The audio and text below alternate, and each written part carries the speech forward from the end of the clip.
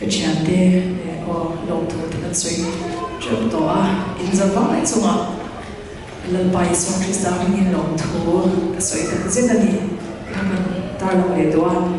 cái lâu để cái hôm nào bộ cái này một tuần ngay là chả nay hôm nào thì bộ khăn đâm tất nhiên cái này một tuần ngay là hay có vẻ là hiện mình tùy đến là chỉ mà sẽ là cái sự chung nhà này đó là cái này là riêng tu thì nó bội anh nên tùy là chỉ mà sẽ cái này chung mình chân tu cái hình là lý do Christa cái này bị phá này cái này thì cái thiết luôn bông lắc mấy là anh ăn bôi chiều mình là lalpa hi cái hình na nia lalpa hi cái tâm na nia trong chìm vậy là bị đông chìm vậy là mang ăn chìm vậy là cái hình là tập trung là lý do thôi đi Oh